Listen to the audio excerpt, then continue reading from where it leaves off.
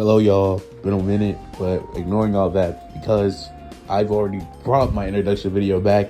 Problem is, probably gonna go up like before, and the fact that I quite literally haven't even begun to make that video in terms of the editing process means that you probably won't be seeing it for a while. But nonetheless, well, you wouldn't even know that because this video isn't going up next. Obviously, moving on beyond all of this, today I finally have the long-awaited battle that I was planning on doing a while back, Saitama versus Goku. This video was something I was supposed to make a month ago, but life and things got in the way of that. In any case, today we'll be truly seeing who's stronger, Saitama or Goku, from my perspective. And yeah, let's continue. If you guys do enjoy the video, please surely will like, comment, share, subscribe. We're trying to go for 5,000 subscribers. And yeah, with all that being said, let's get into the video right now. I'm looking at Saitama versus like Goku. I'm not one of those people who are just gonna blatantly just outright tell you this, but yeah, Saitama does not really have the ability to really be Goku in like any capacity, but that's only depending on what version of Goku you use. For today's video, I'm just gonna go ahead and use a lowballed Super Goku because why not? And what I mean by lowballed is we won't be taking any of Goku's ridiculous feats that can get him into those ridiculously high tiers. We'll only be talking about Goku's like lower ends, which is consistently how many people actually scale Goku in today's world, because many people do not actually know how to scale Goku, and leaves him in a place where most people will probably agree around the multiversal level and infinite speed. Now, I will state that this is true if you're following the manga continuity, because I genuinely just think manga Goku is much weaker than the anime version. This is mainly due to many different things happening in the anime that just do not happen in the manga, such as Goku stating stuff like he could actually probably hurt Ibn Samasu, which is just crazy if he had a sensu bean. There are also the numerous feats that Goku also displays in the anime that did not happen in the manga, such as when Goku was fighting Hit and actually having to move forward in time just to beat him, which would be literally the definition of an immeasurable speed feat. Also, Goku with the Tournament of Power was able to shake the world of Void, which is a place where the laws of space and time do not exist, which is the definition of an outer-versal feat. For the sake of today's video, I will not be discussing either of these, as for one, many people consider them to be outright wrong interpretations of Goku's strength, and two, many people will literally just be like, well, what was the point of you making this video? You have outer Goku and immeasurable speed Goku. Well, with that being said, I'll just use the manga interpretation, which is what many people consider to be the actual consistent version of Goku, just to make this video a lot more fair, I guess. When discussing Saitama's power, I think everybody should know by now that's read the manga that he was capable of clashing with Cosmic Fear Garo, which most people assume Saitama became extremely powerful based off these feats. Now I'll list a couple of these feats just so you get like a good understanding of like what Saitama was even doing. He was stronger than Boros, who was stated to be able to blast away the entire planet at its first form, which would likely give Saitama planet level AP. Considering that Boros was basically telling Saitama that, it would just kind of make the most sense for that to be the route that the fight was heading on. Also, he should be stronger than Awakened Garo, who created a black hole that started a gamma ray burst. So I think it's fair to say that Saitama definitely reached large star level. But can we get him any higher? Let's continue. The strongest GRB, which can be released at 8.8 kilofo of energy, the black hole's mass energy will be around this level. As Garo has gained extensive knowledge of the universe, it's plausible to assume he could simply condense the power of a gamma ray burst to the attack shown on the panel, which will grant Saitama solar system level since he scales directly to Garo, as you saw within their fight. And it's possible that he's galaxy level or multi-galaxy level. This you consider the fact that Garo and Saitama blew a hole through space.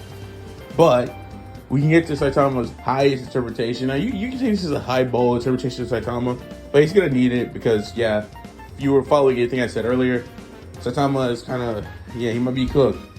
Garo was granted the power of God and became an avatar of him. By doing this, he has gained the knowledge of all flows of energy and forms of behavior in the universe. Therefore, it would be likely mean that Garo was able to replicate all cosmic events in the universe, which would include those on the same scale as the Big Bang, the same event which created all of space and time in the universe. This would likely put Garo at universal level plus in Saitama's skills to him. What that means is basically Goku solos.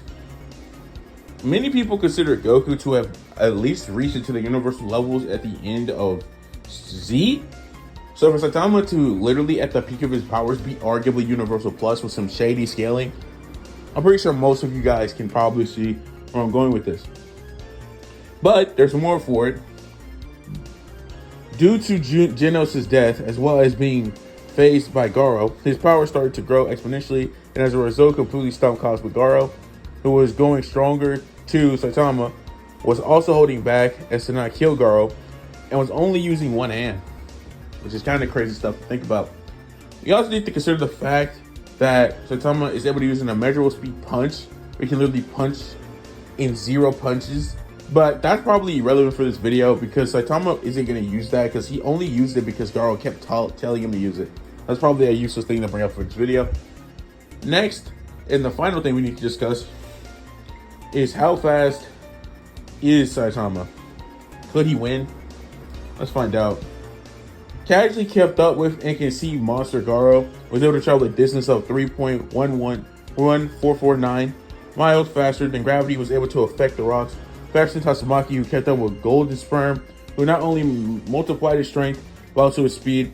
As a consequence, since Golden Sperm was formed by 10 trillion of Black Sperm, who was comparable to an atomic samurai who inflicted a beam shot at him, he should also be 10 trillion times faster than Garo, whose shockwave overcame cosmic distances almost instantly.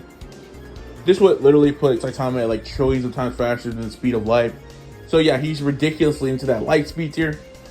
But you'll see why all this is like sadly not good enough in like a few seconds. Like I said, I'll just use the manga Goku and ignore all the feats that I said earlier. Because like, yeah, this is just a stomp with those. I mean, this is already still a stomp, but let's just like get into Goku's stats. Goku literally has a feat that's better than Saitama's at the beginning of Super. Heaven, the mortal realm, and hell are all infinite spaces.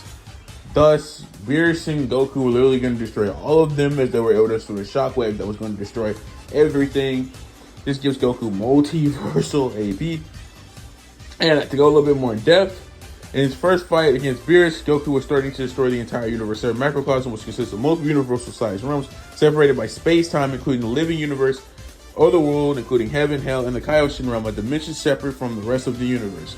Goku absorbed the Super Saiyan God power to his regular Super Saiyan form, and then later, in base, destroyed energy ball that his Super Saiyan form couldn't.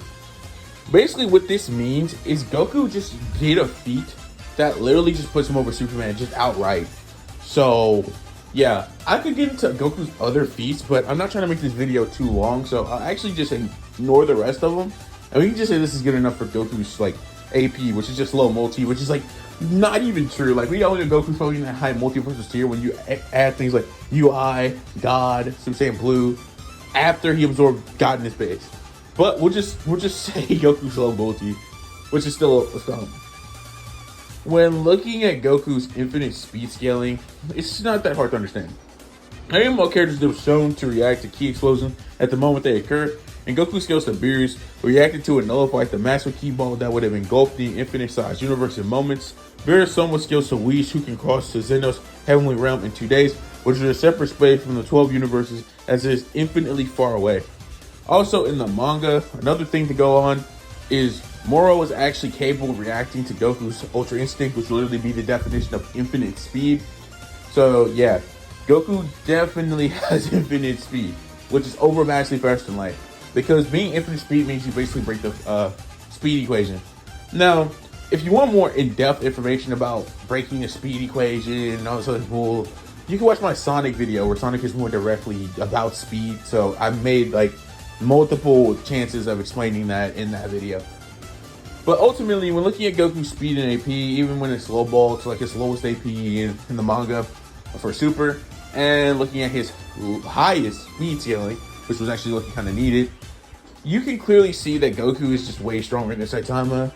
And honestly, this was a mercy fight for me, because if I would have just gave Goku like better feats, he would have destroyed him even more. But yeah, the reason I'm making this video is simply just give my own opinion on Saitama versus Goku. Many of you probably already thought Goku won.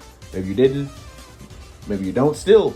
But I hope this video was able to give you some information on why Goku probably would stomp Saitama. Just to clarify, Saitama does have one win con, and it's the zero punch, which literally moves at immeasurable speed, which, based off the Goku I've given, would not be able to react to. Manga Goku wouldn't be able to react to this and would probably lose if Saitama landed this punch.